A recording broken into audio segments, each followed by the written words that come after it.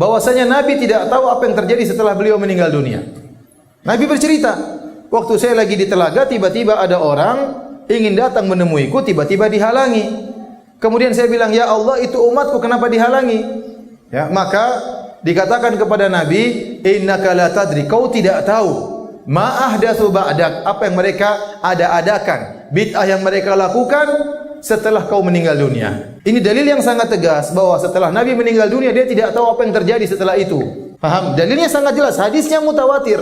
Maka tidak benar perkataan sebagian orang bahwasanya Nabi keluar kemudian jalan-jalan, mampir ke rumah Habib Fulan misalnya, ya. Seperti tersebar di YouTube, ya. Ada orang ingin pergi ke menziarahi kuburan Nabi, tahu-tahu dihalangi oleh Fatimah. Fatimah lagi bangkit dari kuburan. Mau ke mana? Mau ke rumah bapakmu, ke kuburan bapakmu. Abi muhufi, kata pakai bahasa Amiyah. Bapakku tidak ada. Dia lagi pergi ke Habib Fulan di Yaman. Subhanallah. Jadi kuburan Nabi lagi kosong. Nabi lagi apa? Keluar.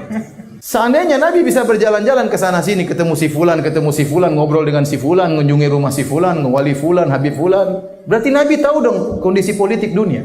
Tahu atau tidak?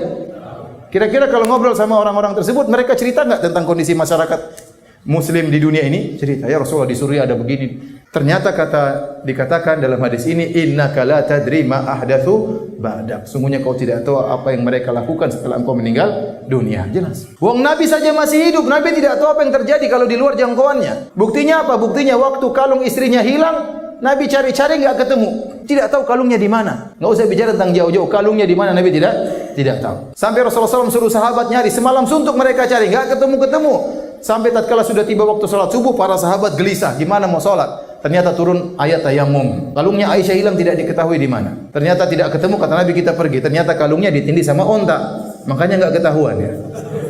Ontanya berdiri baru ketahuan. Ontanya pun tidak lapor sama Nabi. Ada kalung di bawah.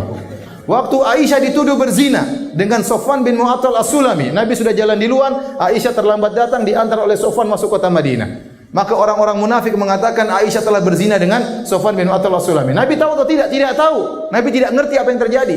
Itu terjadi di zaman dia. Nabi tidak tahu. Sampai akhirnya Allah turunkan ayat sekitar 10 ayat lebih mengatakan Aisyah bebas. Nabi baru tahu. Kalau tidak Allah tidak kasih tahu, dia tidak tahu. Kemudian Nabi sekarang sudah mati, tahu kejadian seluruhnya. Apa yang terjadi di Indonesia juga tahu.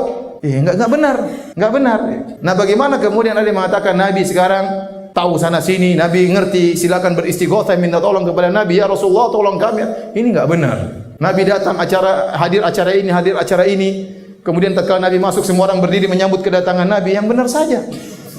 Nanti orang-orang ziarah di Masjid Nabawi gimana? Lagi kosong. Kayak tadi katanya kan, yang bilang tadi lagi kosong. Jangan, ngapain ziarah? Nabinya lagi tidak ada. Ini enggak benar ya, ini khurafat semuanya. Tidak benar. Dalil bahwasanya Nabi tidak tahu apa yang terjadi setelah beliau meninggal dunia. Hadisnya mutawatir. Innaka la tadri ma ahdatsu ba'da. Kau tidak tahu apa yang mereka perbuat, mereka ada-adakan setelah engkau meninggal dunia. Innahum qad ghayyaru wa baddalu. Sungguhnya mereka telah mengganti dan telah merubah.